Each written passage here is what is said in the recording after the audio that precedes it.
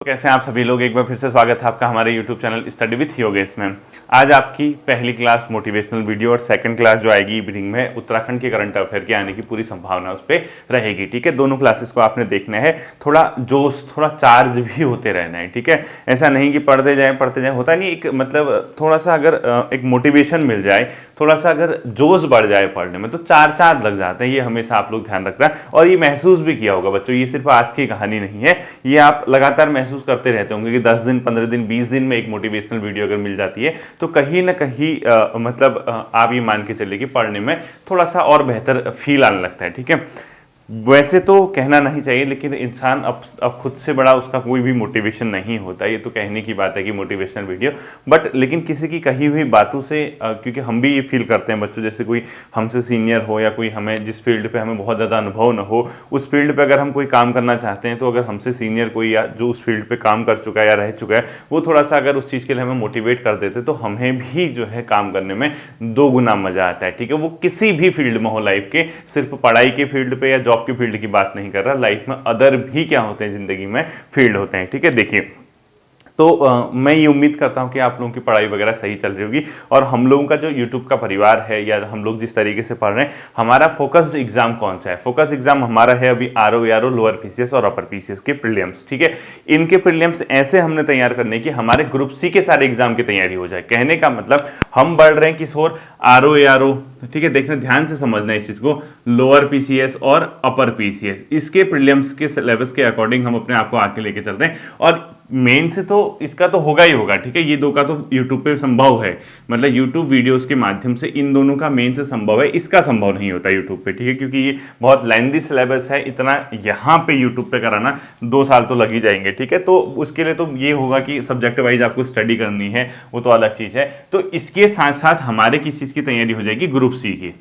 Group C के exam की भी तैयारी हो जाएगी। इसको ऐसे ऑर्गेनाइज करना है, ऐसे इस चीज को हमने क्या करना है? तैयार करके जाना है। ठीक है, अभी सबसे पहले जो आपका फोकस होना चाहिए, क्योंकि मैं सोचा था 1100-1200 पद होंगे फॉरेस्ट गार्ड में, 894 है शायद ना, पिछली क्लास में मैं कहता 894 पदों पे जो फॉरेस्ट गार्ड का एग्जाम होना है बच्चों, उस पर सबसे ज़्यादा फोकस होना चाहिए जो वनडे एग्जाम की तैयारी करते हैं। ठीक है, उसके बाद जैसे ही आप 9 अप्रैल को फॉरेस्ट गार्ड से निपट जाओगे तो मैं आपको यही सलाह दूंगा बच्चों, जिंदगी में आप कुछ नहीं है 6 महीने अपने पढ़ाई का तरीका बदल देना। आप एक बार ट्राई तो करना, अपने आप को चेंज करके तो देखना, आप खुद महसूस करोगे कितना मजा आता है। क्योंकि जिसका फॉरेस्ट गार्ड का एग्जाम नहीं है या जो आगे पढ़ना चाहते हैं या जो मतलब उस एग्जाम को नहीं उतना फोकस कर रहे हैं, उनके लिए तो क्लासेस शुरू हो ही चुकी हैं। ठीक है, चाहे उसमें पॉलिटी की 2 दिन क्लासेज हो, हिस्ट्री की 2 दिन क्लासेज हो, ज्योग्राफी भी 2 दिन क्लासेज आएंगी। तब तक मैंने अपने प्लेलिस्ट में जो भारत का भौतिक मतलब गहन अध्ययन वाला भूगोल का फोल्डर है उसको कंप्लीट करने का टारगेट दिया है। तो हम लोग एक नए तरीके से पढ़ना शुरू करेंगे। यानी 9 अप्रैल के बाद आप लोग जो फॉरेस्ट गार्ड अभी एग्जाम दे रहे हैं वो तो अभी तो पढ़िए, अभी इस टाइम पे छोड़ना सही नहीं है, मैं मना भी नहीं करूंगा आपसे। तो आप लोगों को 9 अप्रैल के बाद अपने आप को बदलना होगा बच्चों। एक बार आप 5-6 महीने इस तरीके से पढ़ के चलिए, जैसे मैं आपको बताऊंगा उस तरीके से अगर आप पढ़ के चलेंगे, आप खुद ही महसूस करने लग जाओगे कि वास्तव में पढ़ाई का अगर तरीका हमने पहले बदल दिया होता तो हमारी जो कहानी होती जहां पे आज हम खड़े हैं वो काफी परिवर्तित नजर आती है आपको। ठीक है, क्योंकि आपने मेहनत पूरी की है, मेहनत तो आप अभी भी कर रहे हो, पहले भी करते आए थे, आगे भी करोगे, मेहनत में कोई कमी थोड़ना है यार। एक बार बताओ, सुबह से शाम तक लाइब्रेरीज में बैठ के, कानपुर के इलाके में हो या किसी अदर इलाके में हो, कहीं भी हो, आप लोग पीठ पर बैग लेके, हाथों में किताब लेके इधर उधर जाना या क्लासेस पढ़ने के लिए जाना या फिर अपने आप में लाइब्रेरीज में दिन बिताना, तो ये कोई कमी है क्या? मतलब आप लोगों में खुद ही सोचिए ना, आप लोग पढ़ाई में कहाँ कमजोर हो?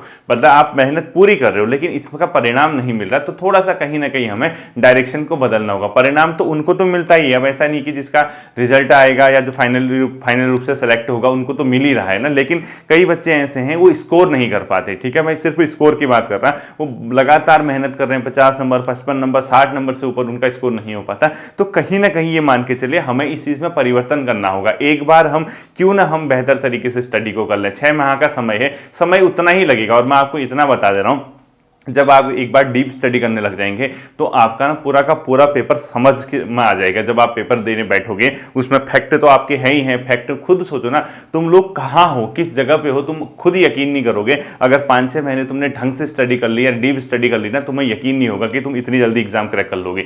क्यों? क्योंकि फैक्ट तुम्हें ऑलरेडी पता है, यानी उस टॉपिक के फैक्ट आधारित क्वेश्चन है ही हैं। तो 50-60 नंबर के जो फैक्ट आते हैं किसी भी एग्जाम में 50 या 60%, वो तो आपके अपने हैं ना, उसमें कहाँ कमी। कई लोग तो क्या करते हैं, शुरुआत डीप स्टडी से करते हैं तो उनको फैक्ट की डर लगती है, क्योंकि एग्जाम तो फैक्ट बेस्ड भी आता है ना, 50-60% फैक्ट आते हैं, बाकी 20-25-30% के थोड़ा सा घुमा के क्वेश्चन, कॉन्सेप्ट बेस्ड क्वेश्चन आते हैं। तो वो जो नए बच्चे हैं जो स्टार्टिंग से डीप से स्टडी कर रहे हैं, उनके दिमाग में कहीं ना कहीं एक डर रहता है। और डर किस चीज का रहता है, यार हम डीप स्टडी तो कर ही रहे हैं, लेकिन कहीं फैक्ट बेस पे ज्यादा क्वेश्चन आ गया या फैक्ट हमें नहीं आए तो क्या होगा। लेकिन आप लोगों के साथ कहानी उल्टी है, आप लोगों की तो फैक्ट पे कमांड है ना, फैक्ट आप कहीं से भी पूछ लो, लगभग सभी फैक्ट आप लोगों को पता रहते हैं, बट आपके जो कॉन्सेप्ट है वो कमजोर है। कॉन्सेप्ट मतलब थोड़ा सा, मतलब कान इधर से न पकड़ने के बजाय इधर से पकड़ के यहाँ हाथ पहुंचा दो या यहीं पकड़ दो, तो आप वहां पे क्या कर जाते हो, बेहोश हो जाते हो। इस चीज से बचना है बच्चों। इस चीज से बचने के लिए क्या होगा, मैंने आपको बता दिया। हमें सिर्फ ये नहीं कि यार परेशानियां क्या हैं हमारी, हम यही देखें कि यार हम कितने परेशान हैं, हम कितनी स्ट्रेटेजी बदलें, कितनी रणनीतियां हम पढ़ाई की चेंज करें।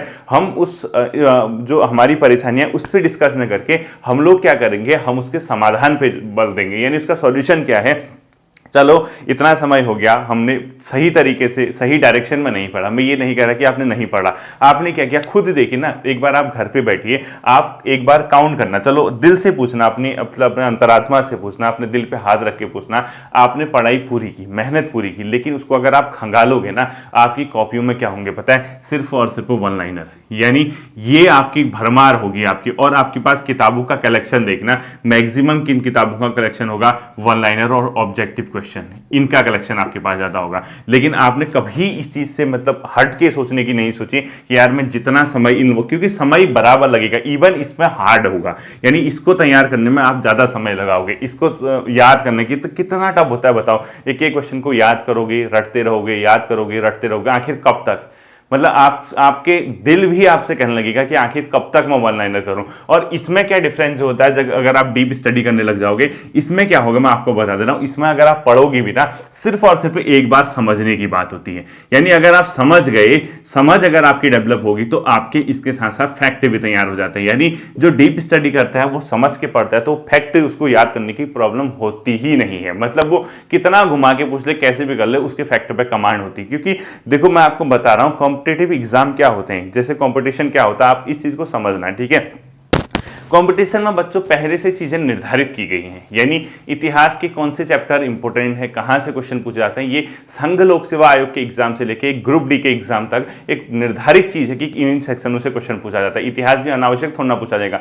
भूगोल है, संघ लोक सेवा आयोग से लेकर एक ग्रुप डी का एग्जाम कराने वाली संस्था तक जानती है कि भूगोल के किस टाइप के क्वेश्चन बनाए जाते हैं। डिफरेंस इतना रहता है, यूपीएससी या संघ लोक सेवा आयोग का जो लेवल होता है बहुत हटके होता है, वो कॉन्सेप्ट बेस्ड पूछता है, उसी टॉपिक से ग्रुप डी वाला जो है नॉर्मल एक फैक्ट निकाल के पूछता है। यानी पहले से कॉम्पिटिटिव एग्जाम की एक बहुत बेहतर खूबसूरती है। जिस बंदे ने, मैं आपसे कह तो रहा हूं कि लाइफ में एक चीज याद रखना, करो ना करो, जिसने भी अगर एक बार यूपीएससी की तैयारी की होगी, यूनियन पब्लिक सर्विस कमीशन, मैं आपकी बात नहीं कर रहा कि आप लोग कीजिए, मैं सिर्फ एक एग्जांपल बता रहा हूं। जिस बंदे ने इस एग्जाम की तैयारी की होगी या तैयारी नहीं भी की होगी, इसके सिलेबस को जो समझा होगा, यूपीएससी के जो ऑल इंडियन सर्विसेज होती है उसके सिलेबस को जो समझा होगा, वही सिलेबस छट छट के आपके हर एक एग्जाम का पार्ट है। मतलब जो जनरल एग्जाम होते हैं वही सिलेबस हर एक एग्जाम का पार्ट है। इससे थोड़ा नीचे का लेवल अपर पीसीएस में, उससे थोड़ा हटके लोअर पीसीएस में, उससे कम मतलब जो बेसिक फैक्ट वगैरह आते हैं वो ग्रुप सी या ग्रुप बी के एग्जाम में, जो वनडे एग्जाम होते हैं। यानी कहीं ना कहीं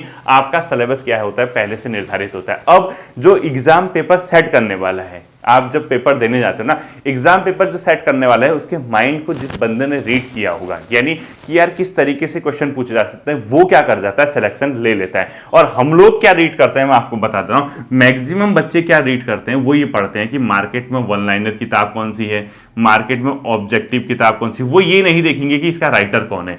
जो इनके राइटर होते हैं उन्होंने तो अपनी सुविधा के अनुसार बना दिया किताबों को, आपने उसको रट लिया। लेकिन आपका जो एग्जाम पेपर सेट कर रहा, उसके माइंड को कौन पढ़ेगा, उसकी स्टडी कौन करेगा। तो वो जो कौन होते हैं, वो जो लोग होते हैं, अगर उनने इस सिलेबस को कभी पढ़ा होगा या इसके अकॉर्डिंग कभी अपनी तैयारी की होगी या इसके अकॉर्डिंग नहीं भी की होगी, उस टाइम पे जब उन्होंने तैयारी की होगी या जो वो कॉम्पिटिटिव एग्जाम दिए होंगे या जो उनका अपना नॉलेज होगा, उसके आधार पर वो पेपर सेट करते हैं। यानी वो टॉपिक, मैं ये नहीं कह रहा कि बहुत डीप आपसे पूछ दे, बहुत हल्का आपसे पूछ दे, लेकिन आपकी जो पढ़ाई कराने की मतलब एग्जाम पेपर सेट करने का उनका तरीका होगा ना, वो उनका एक्सपीरियंस वहां पे काम करेगा। अब मुझे पता है, मैं आपको एक एग्जांपल देता हूं। सपोज मुझे कहा गया कि आप एक पेपर सेट कीजिए, ठीक है, मुझसे कहा गया कि एक पेपर सेट कीजिए।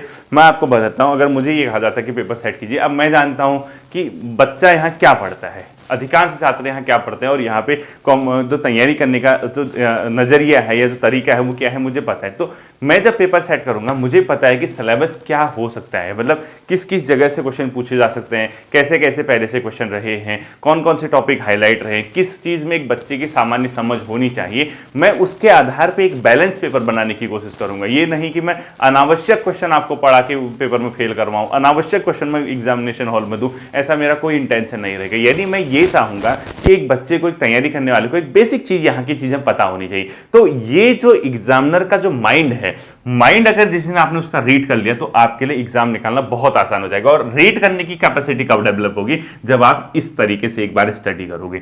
ये स्टडी नहीं की होगी, आप याद रखना, आप कितनी मेहनत कर लो, कितना समय जाया करो, आप इसके बेस पे एग्जाम नहीं निकाल सकते हो। बच्चों, मैं आपको लिख के दे सकता हूं, आप कहीं पे आपको भले ही बुरा लगे, आप कहीं पे लिख के ले लेना। अगर आप सिर्फ और सिर्फ वन लाइनर, मैं ये नहीं कह रहा कि वन लाइनर पेपर में नहीं आते, आपको वन लाइनर पढ़ने चाहिए, मैंने कभी मना नहीं किया आपसे वन लाइनर पढ़ने को, लेकिन आपको वन लाइनर कैसे पढ़ने चाहिए? जब कोई टॉपिक होता है उसकी एक बार डीप स्टडी कर लो और उससे संबंधित वन लाइनर। अब वन लाइनर कैसे करोगे? डीप स्टडी आपने उस टॉपिक की है, वन लाइनर आपको पढ़ने की जरूरत ही नहीं पड़ेगी, ऑटोमेटिकली आ जाएंगे। बाई चांस हमने संविधान की प्रस्तावना पढ़ी, ठीक है, हमने क्या पढ़ी? संविधान की प्रस्तावना, प्रियम्बल पढ़ा। अब हमने प्रस्तावना पढ़ा, हमने देखा कि यार किस तरीके से क्वेश्चन पूछे जा सकते हैं। हमने प्रस्तावना दो तीन तरीके से पढ़ा जा सकता है। किसी का वनडे एग्जाम है, उसने रट दिया, उसने कहा कि प्रस्तावना संविधान की आत्मा है, इसमें 26 नवंबर 1949 की डेट निर्धारित की गई है और इसमें 42वें संविधान संशोधन से इसमें चेंज हुआ था और इसमें 3 शब्द जोड़े गए थे। मैक्सिमम लोग यही प्रस्तावना पढ़ के छोड़ देते हैं,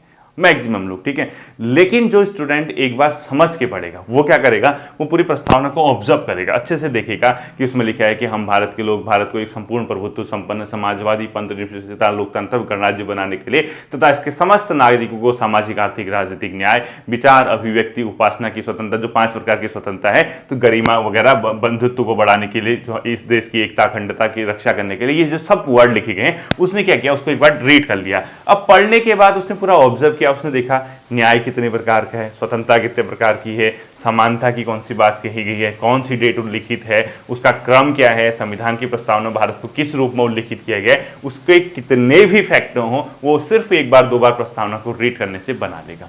तो ये अंतर होता है बच्चों डीप स्टडी करने और हल्के तरीके से पढ़ने में। अब आप क्या करोगे? आपने क्या किए, या तो आप एक काम करते कि कोई ऐसा मतलब किताब ऑर्गेनाइज की गई होती हर एक टॉपिक के वन लाइनर, या तो ऐसा किया होता जैसे प्रस्तावना बना दिया, उससे क्या क्या संभावित प्रश्न हैं उसके वन लाइनर होते, फंडामेंटल राइट होते, उसके क्या क्या संभावित क्वेश्चन होते, उसके वन लाइनर होते, ठीक है। एक पूरी तरीके से ऑर्गेनाइज करके जितने भी डायमेंशन हो सकते हैं क्वेश्चन के वो ओपन करके और थोड़ा सा उसको एक्सप्लेन कर दिया होता है नीचे कि हाँ ये चीजें हैं, तब जाके आपका तो फायदा होता। वरना बच्चों देखना ना, आप आज काउंट करना, आज एक बार आप बैठ ही जाओ। आज आपसे मैं कहता हूँ संडे भी है, थोड़ा किताबों में जो धूल लगी होगी, जो सफाई करनी है वो भी जरूरी है। आप एक काम करना, आज एक बार बैठना, आप ये चेक करना कि आपके पास जो किताबें कॉपियां आपने नोट्स बनाए उसमें वन लाइनर का लेवल किस लेवल तक है, ठीक है, कितने ज्यादा आपने वन लाइनर उसमें क्वेश्चन लिखे, इस चीज को आप लोग क्या करना, एक बार नोट करना, आपको पता चल जाएगा। अब होगा क्या, इसका समाधान क्या है, मैं आपसे कह रहा हूँ अभी तो फिलहाल आप फॉरेस्ट गार्ड का एग्जाम निपटाइए। और फॉरेस्ट गार्ड में मैंने आपसे कहा है कि यहाँ पे कोई रणनीति बदलने की जरूरत है ही नहीं आपको। आपका 9 तारीख को पेपर होगा, अब इसे डीप पढ़ के क्या करोगे, अब तो आप पहुंच चुके हो ना। और फॉरेस्ट गार्ड का क्योंकि एग्जाम जो है पुराने सिलेबस पे है आपका, आप जानते हैं, तो 894 बच्चे जितने भी उसमें पद हैं उतनों का सिलेक्शन तो होना ही है, वो तो आप जानते ही जानते हैं। वो कोई भी हो सकता है, वो आप भी हो सकते हैं, आपका फ्रेंड भी हो सकता है, आपका पड़ोसी भी हो सकता है, आपका रिश्तेदार नातेदार कोई भी हो सकता है जिसने एग्जाम भरा हुआ है, वो 894 पदों पर सिलेक्शन होगा ही होगा, ठीक है। भले ही पेपर टफ आए, कट ऑफ कम चली जाएगी, पेपर हाई ईजी आए, कट ऑफ हाई चली जाएगी, उस पर आपको एक्सपेरिमेंट करने की जरूरत है ही नहीं, ठीक है। जो आपने पढ़ा है, जो आपने आज तक तैयारी की, वो आपकी धरोहर है, उस पर बिल्कुल भी छेड़छाड़ मत करना, उसको डिस्टर्ब मत करना इस टाइम पे, क्योंकि आपके पास समय नहीं है। आज 19 तारीख होगी, आप मान के चले 12 और 9 यानी सिर्फ और सिर्फ आपके पास 20 दिन बचे हैं। यानी इन 20 दिनों में आपको क्या करना है, जो आपने पढ़ा है उसको अच्छे से रिवाइज करके जाइए। यहाँ पे ऐसा नहीं कि हम सर ने ऐसा कह दिया डीप पढ़ो, ये पढ़ो, वो पढ़ो, उसको बिल्कुल भी डिस्टर्ब नहीं करना। आपने जो पढ़ा है बच्चों वही आपके एग्जामिनेशन हॉल पे फिलहाल काम आएगा, लेकिन 9 अप्रैल के बाद आपको कहीं ना कहीं जिस दिन जिसका पेपर होगा, क्योंकि 894 बच्चे निकलने हैं, जिसका पेपर अच्छा होगा उसका तो ठीक है, लेकिन जिसका पेपर किसी वजह से अच्छा नहीं हो पाता, क्योंकि सबका एक साथ अच्छा हो जाएगा ये भी पॉसिबल नहीं है, तो मैं आपसे उन बच्चों से कहूँगा अगर आपके पास उम्र है तो 6 महीने आप लोग क्या करना, सही तरीके से एक बार स्टडी कर लेना और इस स्टडी को पूरी तरीके से ऑर्गेनाइज तरीके से मतलब आप हिस्ट्री पढ़ लेना, आप ज्योग्राफी पढ़ना, आप इकोनॉमी पढ़ना, आप पॉलिटी पढ़ना, आप रीजनिंग और मैथ्स के कुछ क्वेश्चन करना, कंप्यूटर करना, उत्तराखंड पढ़ना और हिंदी। अगर ये सब चीजें आप 6 महीने अगर इसको डीप स्टडी करके चलोगे तो 6 महीने बाद कभी भी आपके आने वाले समय में जब कभी भी कोई एग्जाम होगा तो आपको, मुझे नहीं लगता बच्चों, किसी भी प्रकार की समस्या का सामना करना पड़ेगा, क्योंकि पेपर यही मांगता है। एक बार तैयारी कर लो, बिल्कुल टेंशन फ्री होकर तैयारी कर लो, आपके वो हमेशा काम आएगा। वरना पहले से ही, अब कई बच्चे जैसे अभी 12th पास करेंगे या कर चुके होंगे, ग्रेजुएशन कर रहे होंगे, ग्रेजुएशन पूरा हो जाएगा, उनसे मैं यही रिक्वेस्ट करूंगा बच्चों, अगर आप अपना सुनहरा भविष्य देखना चाहते हो, आप ये नहीं कि स्टेट के ही एग्जाम, तो मैं आपसे ये कह रहा, सबसे पहले एग्जाम क्रैक करने की सोचने से पहले अपने ज्ञान का लेवल बढ़ाना। ठीक है, आपको 1 साल 1.5 साल मेहनत करने में समय लगेगा, लेकिन आप ऐसे पढ़ना कि आप यहाँ नहीं तो सेंटर के एग्जाम निकाल सको।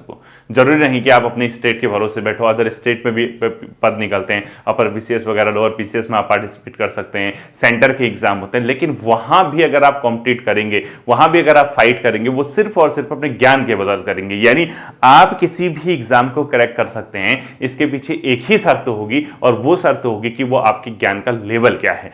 जिस दिन आपने ये सोच लिया नहीं मुझे अभी पेपर नहीं देने, 1-1.5 साल में बहुत अच्छे से मेहनत करूंगा, बहुत सही तरीके से मैं स्टडी करूंगा, और 1-1.5 साल बाद जब मैं चमकता हुआ बाहर निकलूंगा, मेरे ज्ञान का लेवल अच्छा होगा, मैं किसी भी एग्जाम में बैठूंगा तो एक कॉन्फिडेंस के साथ बैठूंगा, तो आप देखना इस 1-1.5 साल की मेहनत आपके 5-6 साल की मेहनत पे भारी पड़ जाएगी। यानी आपने 5-6 साल अगर वन लाइनर ऑब्जेक्टिव ही रटे हैं, उन्हीं को अभी भी रटने में लगे, वही ट्रेडिशनल तरीके से आप क्यों पेपर पढ़े, क्यों आखिर आपका स्कोर नहीं हो रहा? अपने आप पे कहीं ना कहीं सुधार तो करना पड़ेगा ना।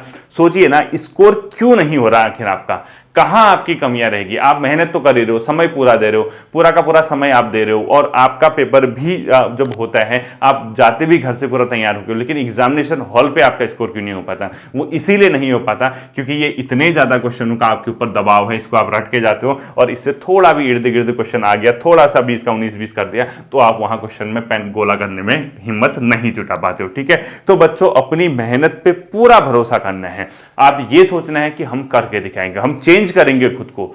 कहिए ना, कोई मतलब चोरी कर रहे हो क्या किसी के घर में डकैती थोड़ा ना कर रहे हो, आप खुद से कहिए कि हाँ सर कह रहे हैं कि हम अपने आप को चेंज करेंगे, अपनी स्टडी का लेवल चेंज करेंगे, हम पढ़ने का तरीका चेंज करेंगे, हम मेहनत करेंगे, हम दिखा देंगे कि हाँ हम एग्जाम क्रैक कर सकते हैं, बहुत जल्दी क्रैक कर सकते हैं, इसके बदौलत हमें ज्ञान मिलेगा, हमारा क्षेत्र जो होगा, हमारे विस्तृत जो दायरा है हमारे पढ़ाई का वो बढ़ेगा, हम किताबों से मोहब्बत करेंगे, किताबों के साथ समय बिताएंगे, और किताबों से बेहतर कोई दोस्त नहीं बच्चों। ठीक है, तो एग्जाम क्रैक करना, सफलता मिलना, ये बहुत आसान हो जाता है जब आप एक बार सही तरीके से सही डायरेक्शन में पढ़ने लग जाते हैं। लेकिन सिर्फ और सिर्फ वन लाइनर और ऑब्जेक्टिव के बेस पे अगर आप ये सोचोगे कि हमारा एग्जाम निकल जाएगा, हम सरकारी क्षेत्र में आ जाएंगे, ये लगभग नामुमकिन होता हुआ दिख रहा है। क्योंकि पिछले 2 पेपर जो लोक सेवा आयोग ने बनाए हैं, आपने ग्रुप सी के पेपर देख लिए होंगे, अधीनस्थ सेवा चयन आयोग पहले से ही आपको इस तरीके से क्वेश्चन पूछता आया है, तो उसमें आपको कहीं ना कहीं बच्चों क्या करना होगा, परिवर्तन करना होगा। ठीक है,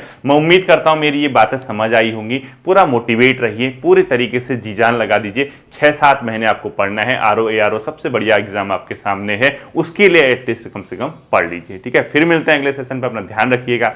थैंक यू।